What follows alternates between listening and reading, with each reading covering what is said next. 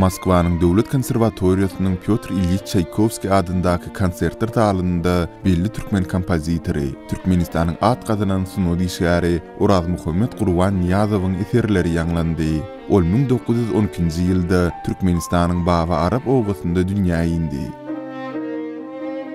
Oraz Muhammed Gurban Niyazow 2-nji Jahan urşunda hem söwüşdi. Russiýanyň häzirki zaman taryhy merkezi döwlet muzeýinde Oraz Muhammed Gurban Niyazowyň şahsy edermendikleri ýerleşdirildi.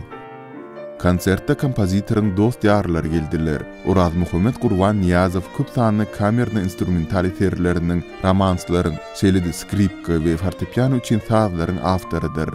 Olaryň arasynda türkmen hinlenmesi, Kaspiynyň kenarlarynda çopan tüýdügi ýaly meşhur eserler hem bar. Şeýle-de konsertde ýaş türkmen kompozitory Mehmet Hüseyinowyň täze eseri hem çalyndy.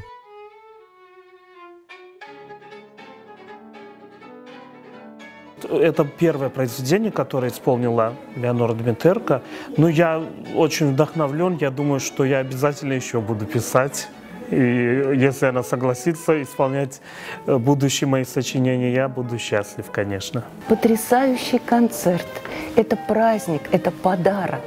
Я сегодня опять услышала несколько произведений одного из моих любимых композиторов, Арас Мухаммеда Курбан Ниязова. К сожалению, этот композитор не слишком широко известен, хотя достоин быть на самых больших, высоких вершинах мирового искусства. Его должны знать все. Он единственный композитор еще в Советском Союзе объединил две культуры – Восток и Запад. До него еще не объединял никто, поэтому его называют именно неизвестным великим композитором Востока и Запада. Это действительно великий сын туркменского народа.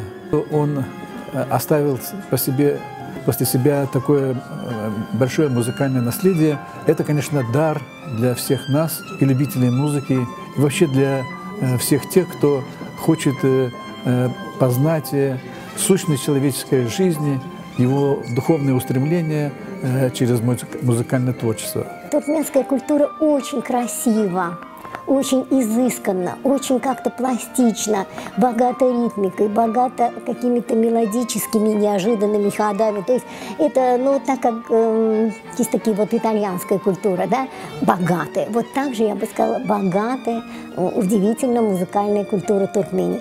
По поручению президента нейтрального Туркменистана Гурбангулы Меликгулыевича Бердымухамедова моего отца похоронили в 2008 году на родине. И наша семья почитает президента безгранично, потому что мы гордимся таким человеком, который так отнесся к моему отцу, с уважением. И мы благодарны ему и будем всю жизнь это помнить. И поэтому, может быть, в моей жизни это самые счастливые дни моей жизни. Потому что для композитора это самое главное, чтобы публика узнала о его произведениях.